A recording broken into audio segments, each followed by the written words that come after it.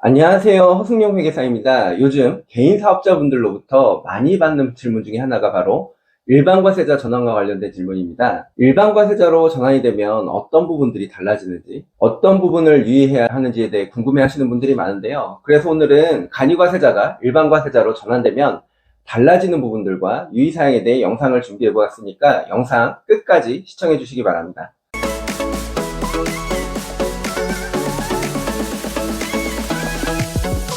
본격적인 설명에 앞서 간이과세자가 일반과세자로 변경되는 기준에 대해 간단히 살펴보겠습니다. 연환산 공급대가가 8천만 원을 넘게 되면 간이과세자에서 일반과세자로 전환이 됩니다. 만약 과세사업자가 여러 개 등록되어 있는 경우에는 공급대가를 모두 합산해서 판단하게 되는데요. 여기서 조심해야 하는 부분은 바로 연환산 부분입니다. 1월부터 사업을 하신 경우라면 연간 기준 8천만 원이 되고요. 하지만 연도 중간에 사업을 시작하신 사업자라면 1년으로 환산한 공급 대가가 8천만 원이 넘으면 일반과세자로 전환된다는 점 반드시 알아두시기 바라고요.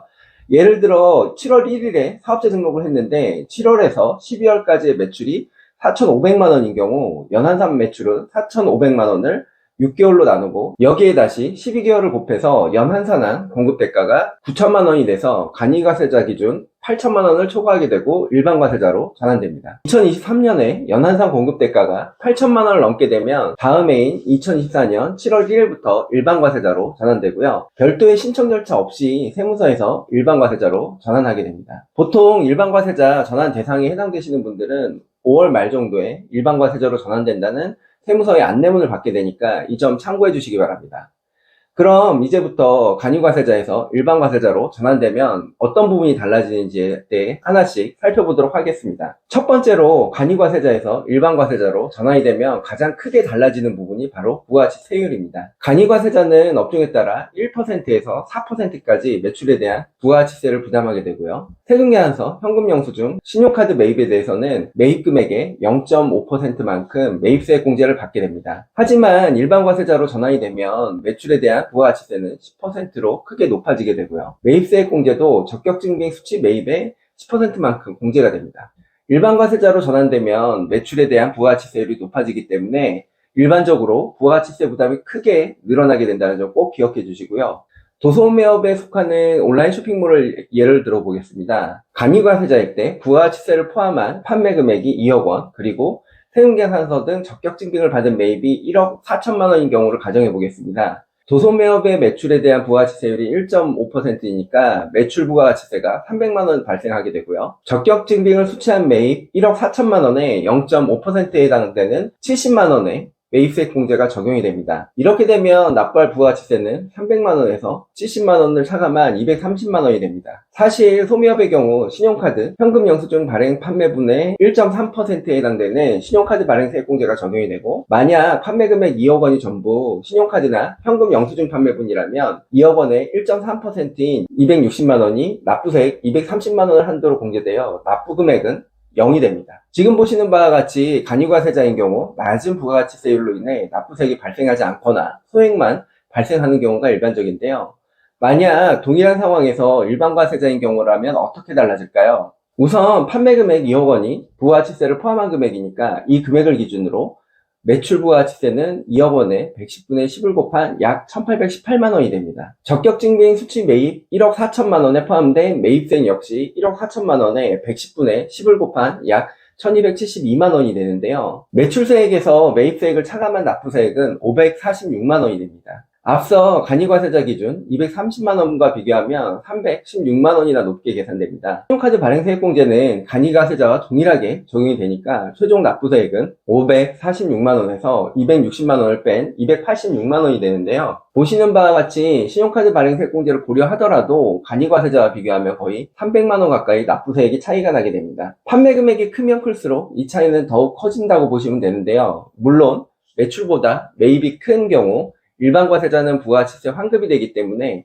간이과세자보다 유리해지는 경우도 있지만 일반적인 경우는 아니기 때문에 굳이 설명드리지는 않겠습니다. 그래서 저 같은 경우 일반과세자로 전환이 예정되신 분들께는 전환 전에 미리 부가가치세 부담이 많이 커지실 거라고 말씀을 드리는데, 막상 다음해 하반기가 돼서 일반과세자로 신고된 부가가치세 납부서를 받아보시면 생각보다 많은 금액에 당황스러워 하시는 경우가 많습니다. 따라서 일반 과세자로 전환이 되면 간이과세자 때보다 부가치세 부담이 크게 늘어날 수 있다는 점 반드시 기억해 주시기 바랍니다. 방금 첫 번째로 설명드린 부가치세 차이로 인해 달라지는 부분이 또 있습니다. 바로 마진인데요. 간이과세자일 때는 판매가가 매출이 되고 매입가가 비용이 됩니다. 납부하는 부가치세가 거의 없기 때문에 마진 책정 시 부가치세는 굳이 고려하지 않으셔도 큰 문제가 없는데요. 예를 들어 판매 금액이 2억 원, 세금 계산서 등 적격 증빙 매입 금액이 1억 4천만 원인 경우라면 다른 비용이 없다는 가정하에 순이익은 6천만 원이라고 보시면 됩니다. 그런데 일반 과세자인 경우는 어떻게 될까요? 판매 금액 2억 원에는 매출 부가치세가 1,818만 원이 포함되어 있기 때문에 순이익 산정의 기준이 되는 매출액은 부가치세를 제외한 1억 8,182만 원이 되고요. 비용은 총 매입 1억 4천만 원에 포함된 매입 부가치세 1,273만 원을 제외한 1억 2,727만 원이 됩니다. 순이익은 매출 1억 8,182만 원에서 비용 1억 2,727만 원을 뺀 약 5,455만 원이 됩니다. 신용카드 발행 세공제로 인해 줄어드는 부가치세 260만 원을 고려하면 5,715만 원으로 순이익은 높아지긴 하는데요. 간이과세자의 순이익 6천만 원하고 비교하면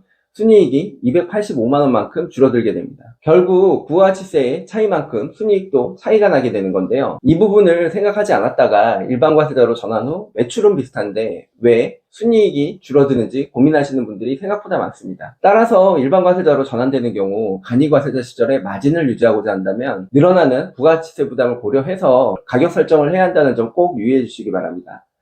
다만 가격 경쟁이 치열한 업종의 경우 약간의 가격 인상으로도 판매량이 크게 줄어들 수 있기 때문에 가격 인상이 판매량에 미치는 영향도 반드시 고려하셔서 가격 결정을 해주시는 게 필요할 것 같고요. 세 번째는 일반 과세자가 되면 세금계산서, 현금영수증, 신용카드 매출전표와 같은 적격증빙 수치가 중요해집니다. 간이과세자의 경우에는 매출에 대한 부가치세율이 적게는 1%에서 높아도 4% 정도로 그리 높지 않고 매입세액공제율도 0.5%밖에 되지 않기 때문에 적격증빙 수치에 따른 부가치세 납부금액 차이가 그리 크지 않습니다. 이런 이유로 인해 간이과세자인 경우 거래처에 부가치세의 10%를 지급하지 않고 세금계산서나 현금영수증을 받지 않는 경우가 많은데요. 하지만 일반 과세자의 경우에는 적격증빙을 받은 매입에 대한 매입세액이 10%이기 때문에 적격증빙을 받은 매입이 얼마냐에 따라 부가치세 납부세액이 크게 달라지게 됩니다. 따라서 일반과세자로 전환되시는 경우 거래처로부터 세금계산서나 현금영수증과 같은 적격증빙을 잘 수취하는 것이 매우 중요하다는 점 꼭 기억해 주시기 바랍니다. 네 번째로 달라지는 점은 일반과세자로 전환되는 경우 소득세법상 단순경비율이 적용되지 않을 가능성이 높다는 점입니다. 단순경비율이 적용되지 않을 경우 매출에서 비용을 뺀 실제 순이익으로 종합소득세 신고를 해야 하는데 비용에 대한 증빙을 제대로 수취하지 않은 경우 경비 부족으로 인해 종합소득세 폭탄을 맞을 수 있습니다. 사실 간이과세자냐 일반과세자냐는 부가치세법상 개념이고 소득세와는 관계없는 개념입니다. 하지만 일반과세자가 된다는 건 직전연도 연한산 매출액이 8천만 원이 넘는다는 것을 의미하는데요. 중간에 사업을 시작한 사업자를 제외하면 거의 대부분의 일반과세자가 직전연도 매출액이 8천만 원이 넘는 경우가 일반적입니다. 직전 연도 매출액이 8천만 원을 넘게 되면 소득세법에서도 달라지는 부분이 있는데요. 업종별로 기준이 다르긴 하지만 직전 연도 매출액이 8천만 원을 넘게 되면 소득세법상 단순경비율 적용을 받지 못하게 됩니다. 단순경비율 기준이 가장 높은 도소매업의 기준이 직전 연도 수익금액 6천만 원이니까 직전 연도 매출액이 8천만 원이 넘으면 업종에 관계없이 단순경비율 적용이 배제된다는 의미가 되는데요. 사실 단순경비율이 적용이 되면 증빙이 없어도 매출액에 업종별 경비율을 곱한 금액만큼 비용으로 인정받을 수 있게 됩니다. 온라인 쇼핑몰을 예를 들면 도소매업에 해당돼서 매출액 대비 무려 86%의 경비를 증빙 없이도 인정받을 수 있는 건데, 즉 단순경비율이 인정되면 세금계산서, 현금영수증, 신용카드 매출전표 등의 적격증빙이 없는 경우에도 단순경비가 인정되기 때문에 매출액이 많이 높지 않는 한 소득세가 많이 나오는 경우는 드뭅니다. 하지만 단순경비율이 배제되는 경우에는 실제 순이익을 기준으로 종합소득세가 계산되기 때문에 비용에 대한 증빙을 제대로 수취하지 않는 경우에는 세금폭탄을 맞을 가능성이 높습니다. 실제로 상담을 하다 보면 간이과세자는 증빙 수치가 필요 없다는 주변의 말만 듣고 매입에 대한 증빙을 전혀 받지 않았다가 종합소득세 신고 때 높은 금액의 소득세 납부서를 보고 당황하시는 경우를 종종 보게 되는데요. 앞서 말씀드린 것처럼 직전 연도 매출액이 8천만 원이 넘어서 일반과세자로 전환되시는 경우에는 단순경 비율이 배제돼서 실제 순이익을 기준으로 종합소득세 신고를 해야 되는 경우가 일반적이기 때문에 반드시 매입에 대한 적격증빙 수치가 중요하다는 점 반드시 기억해 주시기 바라고요. 적격증빙 수치는 종합소득세 비용 처리뿐만이 아니라 바로 앞에서 설명드린 부가가치세, 매입세액으로도 인정받을 수 있어서 부가가치세 납부세액도 줄일 수 있다는 점도 같이 기억해 주시기 바랍니다. 지금까지 간이과세자에서 일반과세자로 전환될 때 달라지는 4가지 사항에 대해서 설명을 드렸는데요. 설명드린 내용 미리 잘 확인하셔서 일반과세자로 전환 후 세금 폭탄 맞으시는 없으시길 바라면서 오늘의 영상을 마치도록 하겠습니다. 이상 허승용 회계사였습니다. 감사합니다.